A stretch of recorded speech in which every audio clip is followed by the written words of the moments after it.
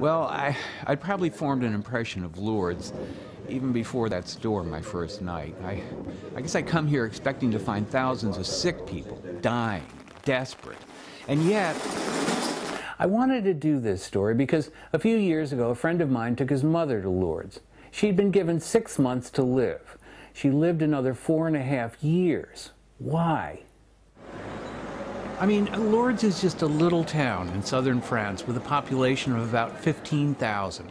But in all of France, only Paris has more hotels because between 4 and 6 million people come to the sanctuary of Lourdes every year. Not tourists, but pilgrims like the Cuisin family from California.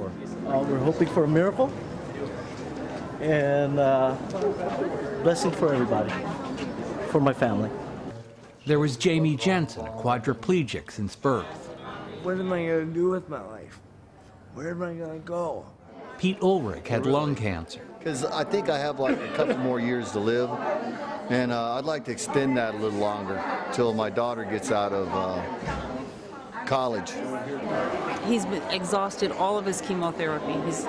There's no more for him.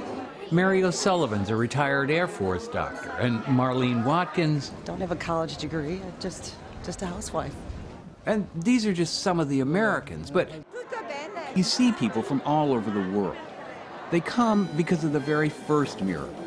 It happened here in this grotto. The Virgin Mary is believed to have appeared 18 times to a poor, uneducated teenager who we've come to know as Bernadette of Lourdes. And during one vision where Mary appeared, this spring began to flow. That was in 1858, and within a year, thousands of people were coming here. The water's said to have remarkable healing powers. But what can it really do? Do miracles still happen here?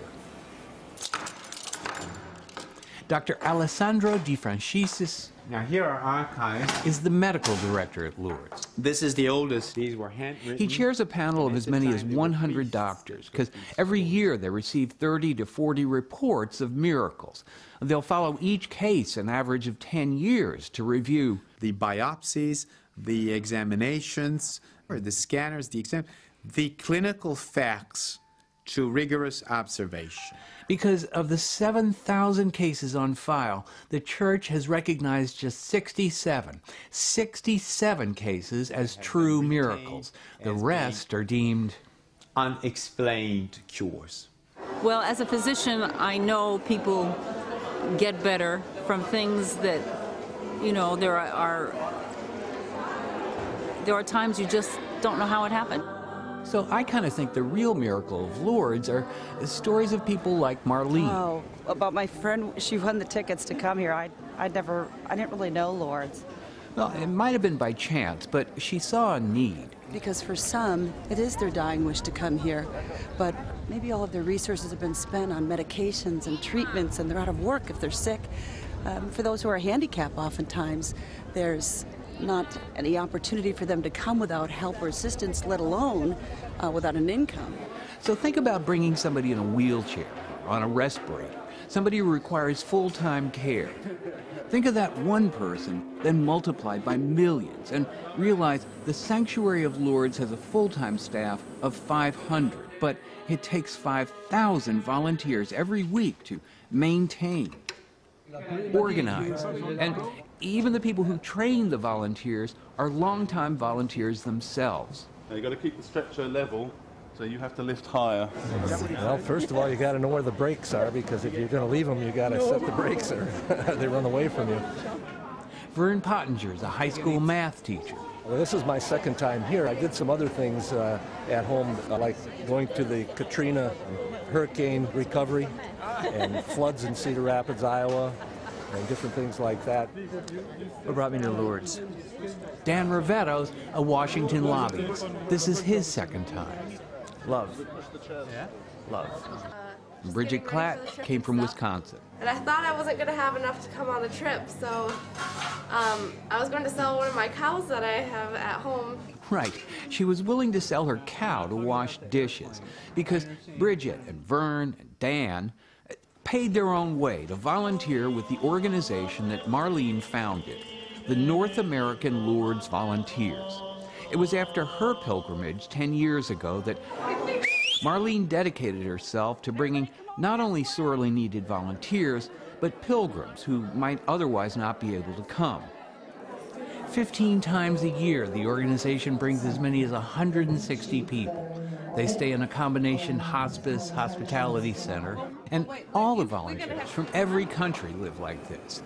The volunteers come to give a week, or in some cases, a lifetime, like Harry Donnelly. Started coming when I was at school. I just kept coming every year after it. I loved it. It was my first time out of Scotland. How many? 33 years. Every year I go home after every trip here. There's always one memory of somebody. It's a little touch, a smile. Just can't explain it. I believe the miracles that are really profound that happen don't ever go to the medical bureau. The people who are suffering from severe depression or mental illness, people with addiction, those never go to the medical bureau because you can't x-ray that. This was actually Jamie's 8th pilgrimage because after his first, Marlene asked him to be her special advisor on issues faced by the disabled. I have turned this into a decision to make a change, either in myself or in somebody else's life. Ready, set. As for Pete, sadly he died just a few months later. And while it may not have been a miracle, he clearly found something. I haven't seen you out of your wheelchair. Yeah, I feel great. I don't know why, but I do feel great.